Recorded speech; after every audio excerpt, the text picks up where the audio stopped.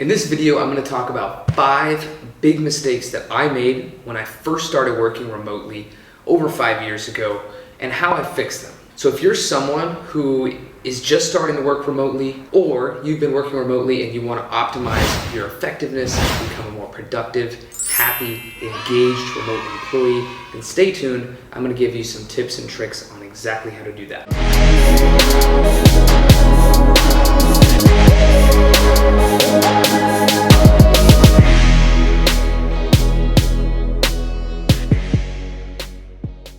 When I first started working remotely, it was actually due to a snow day. So I woke up one morning, I was working in corporate. I was commuting about an hour and a half each way right outside of Boston. Now me, being from California, living in Boston was a traumatic experience. And it was the first time that I had dealt with daily commuting in snow. That winter in Boston was the worst that it had been in 10 years. I woke up to this email one day that said we could work from home. And it was a really exciting day. I remember it very vividly. I literally shut my phone back off and I went back to sleep because that meant another 2 hours of sleep. The attitude that I had going into remote work was not really prepared. I didn't realize that there was a learning curve to all this. And I committed 5 different mistakes regarding that learning curve. Number 1, I didn't create a consistent schedule. So when you're working alone and you're remote, you're isolated, don't really have someone keeping you completely accountable to everything you're doing,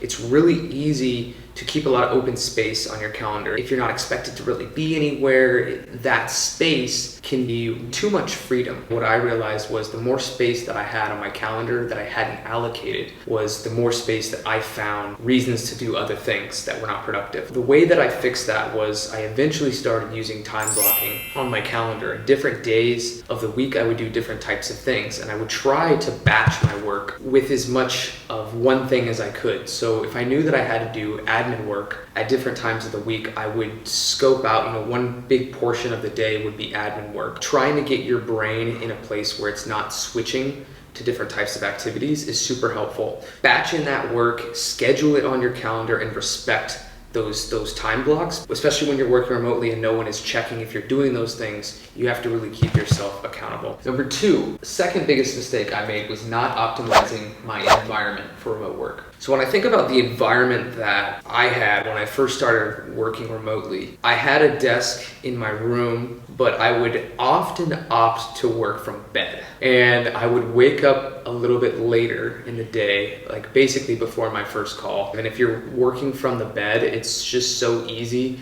to have the call that you need to be on and then take a nap or go back to sleep. So I think really optimizing your environment so you're out of your room, you're not working in the same place that it is your bedroom. Some people advocate that they have to get out of their house or their apartment completely, which I think is totally valid. For me, I just needed to at least get out of my room, in the living room, guest room, and find a different environment that would allow my brain to differentiate between, okay, here's where I'm living, sleeping, eating, those types of things. Here's where I'm working. So making that natural differentiation, I think, can be very helpful for someone who's just starting to work remote. Number 3, big mistake I made was under-communicating. So when I think about communication and the natural low bandwidth of communication that happens when you're working remotely, a lot of the times it's through text, through email. So people are not able to discern the tonality, the body language, different types of things that's so present when we're talking in person. I would under-communicate. I either would not tell people ahead of time that, hey, I was gonna go and be gone for the next hour. I really need this by a certain date, so can you get that to me? I would wait until I actually needed it to ask them. I think that caused a lot of problems in my team's communication. The way that you overcome that, there's a couple things you can do. One of them is just find more high bandwidth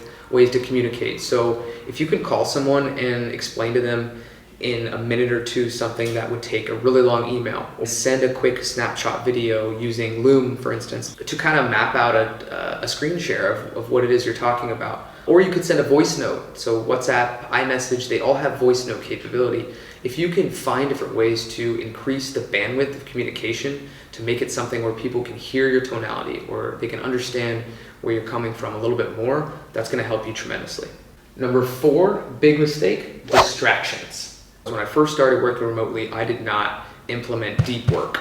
Now, deep work is the concept that You eliminate all distractions and you're only focused really on one thing. That's something that I do now, but back then I would keep my phone on, right? And I would be available at all times. So if someone were to ping me, I'd immediately switch directions on whatever it was that I was focusing on and start worrying about that. One of my biggest recommendations now is what I do is I put my phone on airplane mode. I use the Pomodoro technique, a technique that uses time blocking to only focus on one task. So I think it's really important that you find ways to eliminate all distractions, to close out all the tabs on your computer that you're not working on, and find that ability to really go into deep work mode. Number 5, big mistake was not being honest with myself. During the early times of me working remotely, I lied to myself that I was working harder than I was. There would be times when I would convince myself I had done enough work for the day, but I knew that I hadn't. Now it's actually the opposite. Now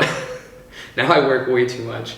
And I try to convince myself that I spend enough time away from the computer. I think being really centered in self-awareness around what it is that you need, listen to your emotions, have some sort of self-reflection. I journal a lot now, and once I started journaling many years ago, that started really allowing me to figure out what are the things in my life that are really important and how can I make reflection, the way that I think about myself, more honest. Number 6, this is a bonus tip. I did not use the time that I got back from my commute to grow personally, and that was a huge mistake. Okay, so I mentioned at the beginning of this video about the snow day. That was kind of the first time that I experienced remote work. We negotiated with our manager to work remote from Fridays. The small team that I was on was starting to be able to work from home on Fridays, and that cut out about 3 hours of my commute time every day. I didn't use that time to better myself. Now, and the way that I started using it years later was really to invest time in